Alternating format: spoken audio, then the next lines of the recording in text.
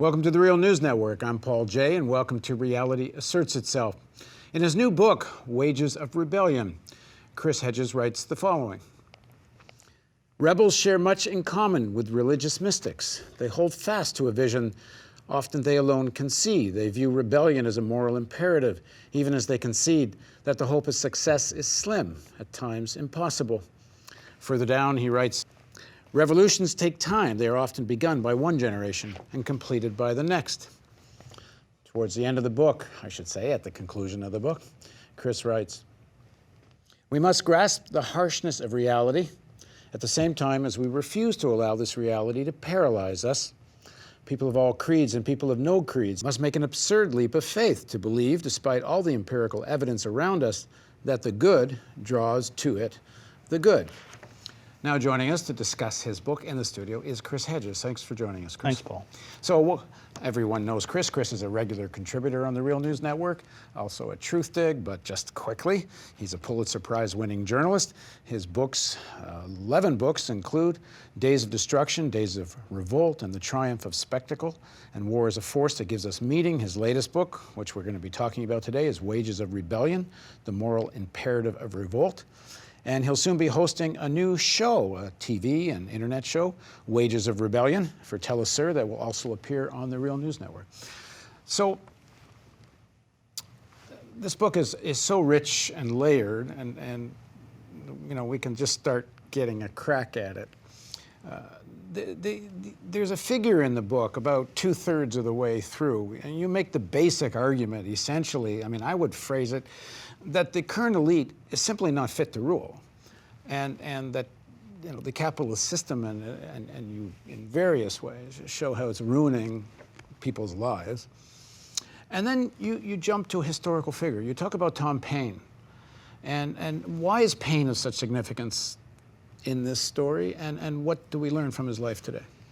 Because he's the only authentic revolutionary that we've created, although he didn't come to the United States until he was 37.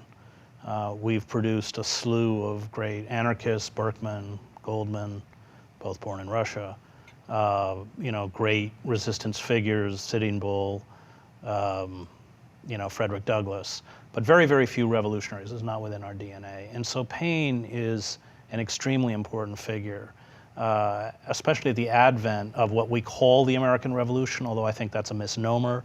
The American Revolution was a colonial war overthrowing the major imperial power of its day, Britain, and had the characteristics of a classic fight by an oppressed colonial population against a colonizer. But Paine understood power in a way that Benjamin Franklin, Jefferson, all of the leaders, Adams, didn't. Because if you go back and look, when they began their revolt, they were hoping to make an accommodation with the British Crown. And Paine said, you don't understand how imperialism works. You don't understand the hubris that comes with that kind of power. You don't understand that these people are not interested in making an accommodation with you. And so he served many vital functions, not least of which was you know, articulating the call for revolution, not only in Common Sense, but in the Crisis Papers. He was by far the most read author of the 18th century, both in Britain and the United States. Very important in terms of mobilizing the American working class to fight for the revolution. And he consciously wrote in the language of the working class, unlike Edmund Burke, his nemesis, who wrote in that classic kind of florid style that academics still use today. And that's why, you know, we can't even count the numbers of sales of Common Sense, because you would have large numbers of people who were illiterate who were being read Paine. And Washington at Valley Forge had that, you know, these are the times that try men's souls, had all this stuff read out to his troops who were fleeing in droves that winter. So Paine is an extremely important figure. And I like Paine as a kind of model because he was a revolutionary or a rebel to the core. So as soon as the slaveholding, he was an abolitionist, by the way, and condemned the American revolutionaries for not abolishing slavery, for talking about freedom, while you know, large numbers of African Americans were enslaved. And And so and the only reason the elites worked with him is because in Pennsylvania, the entire colonial government remained steadfastly pro-British.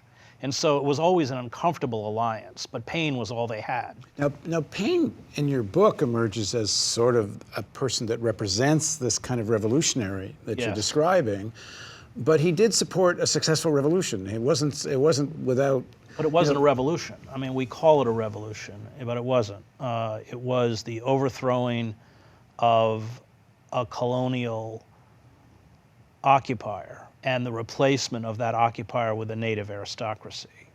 And that's not what a revolution is. That's, more akin to what we saw in, Algeria, overthrowing the French occupier and replacing it with, an indigenous Algerian government. So I think that's an important distinction. We did not carry out a revolution. Well, in the leftist literature, they would call it a bourgeois revolution. But it's not even a revolution. It's a colonial war. I mean, we had Prussian mercenaries. We had the largest armada that Britain had ever amassed, besieging New York. It was really an example of an uprising against a foreign imperial power. I was just going to go about Paine.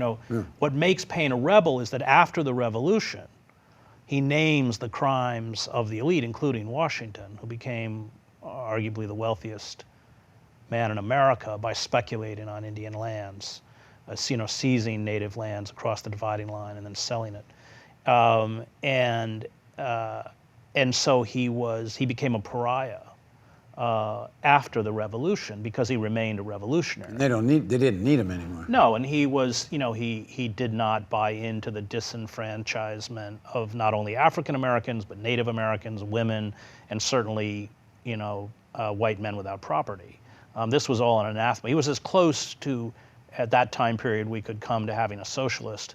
And he talks about, social programs and pensions and all that kind of stuff. So when he dies, I think about 1806 in New York, after going to France and being imprisoned for denouncing the regicide and the Reign of Terror, 6 people, 3 of whom were black, came to his funeral. He was a completely forgotten, neglected figure because he held fast. Because he held fast, he was so marginalized. So what do we learn from that? Well, we learn a lot of things. We learn that when you hold fast to that moral imperative long enough, you're going to pay a price. That elites, even elites that you may initially support, once they are in positions of power, they don't want that kind of critique around. Why did he lose his popularity in the American working class, or did he? I mean, why does he end up with only 6 people at his funeral after being one of the most read authors of his during the Revolutionary period? Because he was vilified in the press through, really vicious forms of character assassination because he was an atheist. And that, they found a point within his writings that would allow him to be demonized to the wider public. That's why. That's the Age of Reason, which he wrote when he was in Britain, fighting Pitt. And why does he become this very important figure in your book in terms of what we learn from that today? Because he holds fast to the moral imperative of revolt, and he's willing to pay the price. I mean, I think that we have to look back in history and realize that most rebels don't succeed. We remember the ones that do, but they're the exception.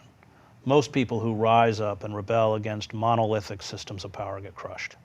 And that doesn't mitigate the magnificence of their lives and their resistance. That's just a reality.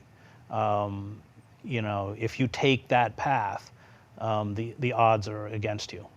And yet I think it's the path that we have to take, because rebellion, especially when we face this monolith of corporate power, what Kant would call radical evil, there is a moral imperative to stand up to that power with the realization that in all likelihood, especially in a prolonged act of resistance, that power will crush us.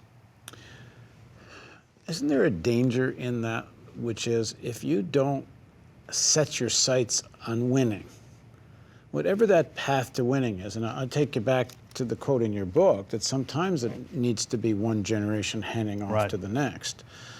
You know, however long it takes, if you don't do what's historically possible as the next steps towards winning and create a vision for winning, it's very hard for people, especially if you're going to try to develop a mass movement, that people are going to go into something saying, we're going to lose, but let's go anyway.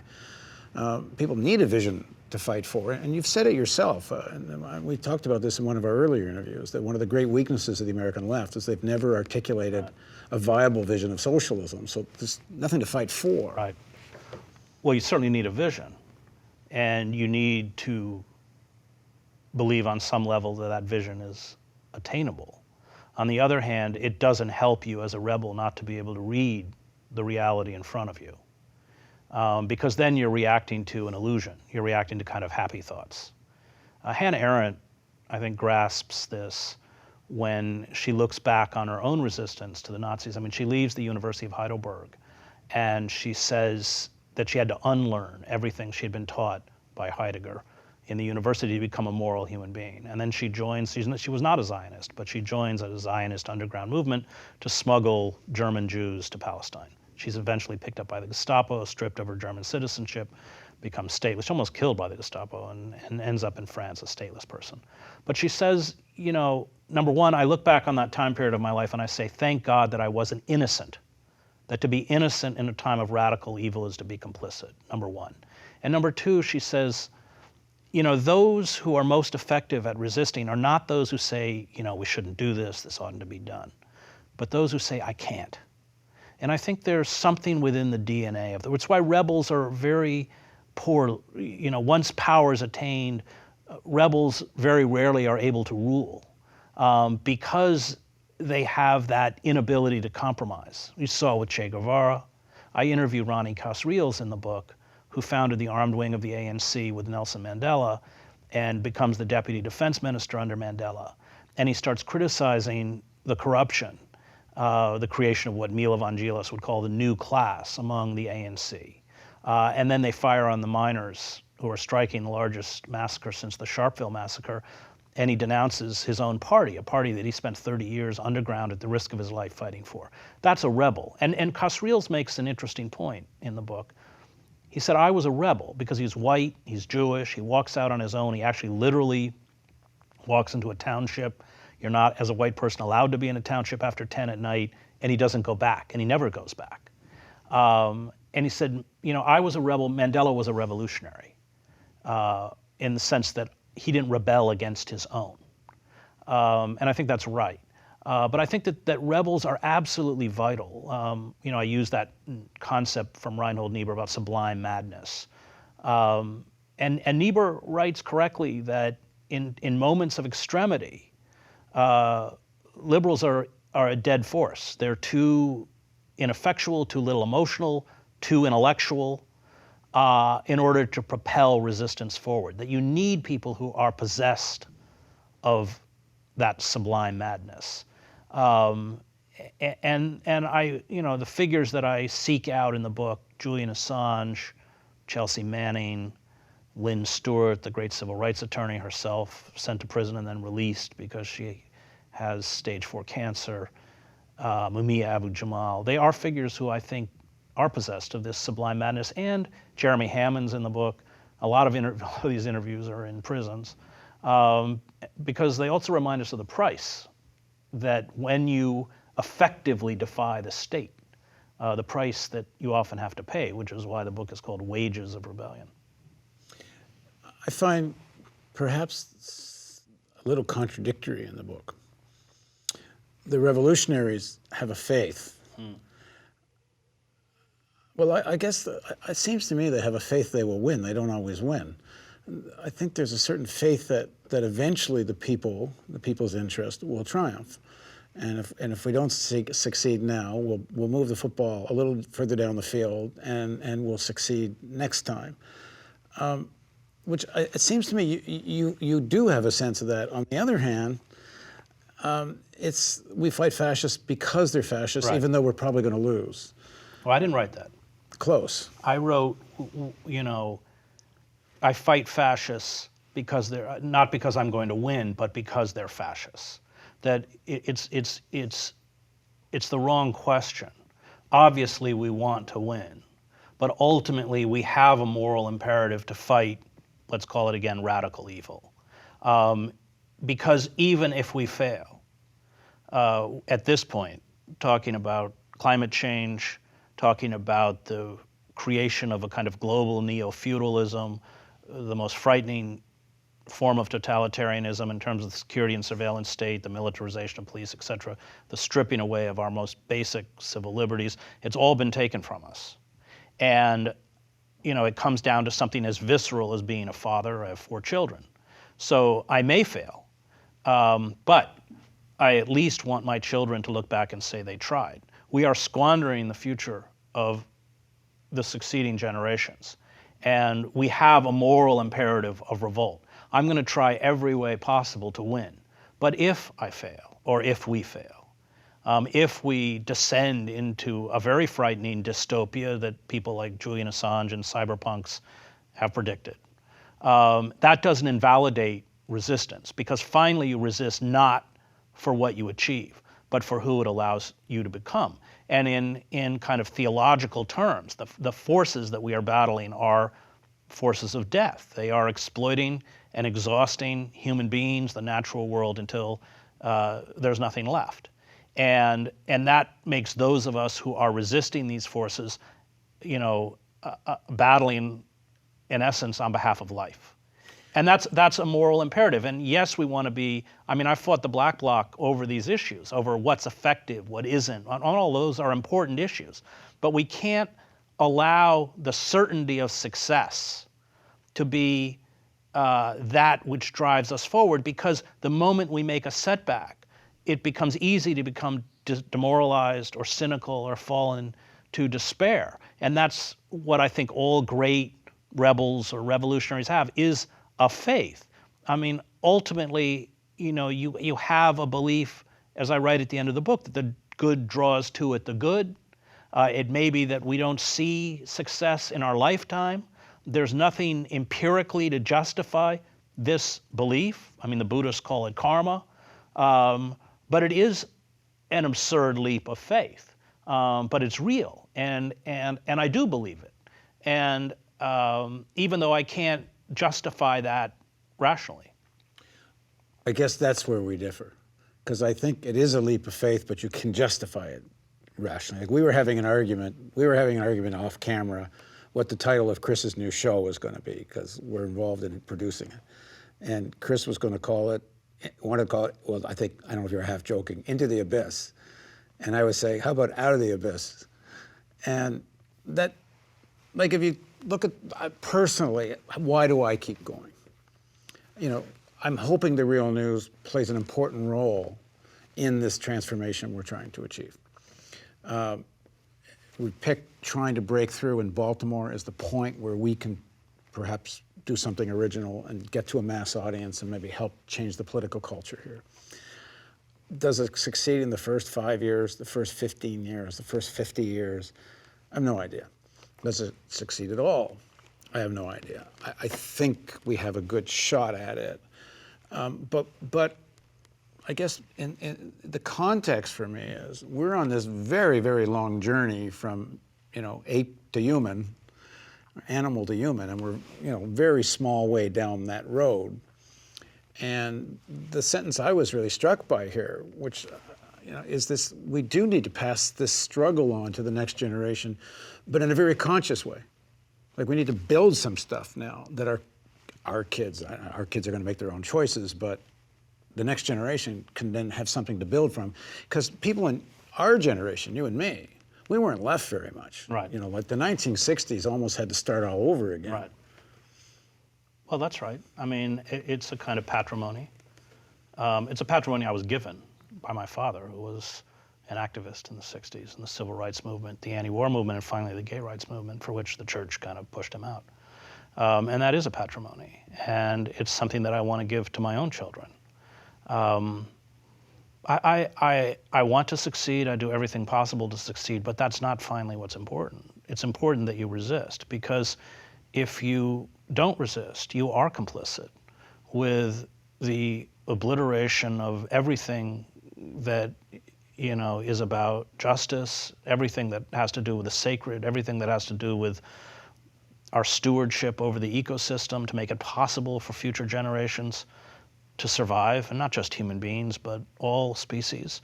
In many ways, this is the kind of fight for our life. And yet, if you go back and look at studies of how civilizations have collapsed, Joseph Tainer's The Collapse of Complex Societies, Redmond's Ancient Environments and Their Impacts, and Ronald Wright, A Short History of Progress, and all this stuff, you see that we are devolving the way civilizations always devolve. Corrupt elites, extraction of scarcer resources at a higher cost, increased repression to keep the masses in place, retreat into magical thinking. You can just tick it off.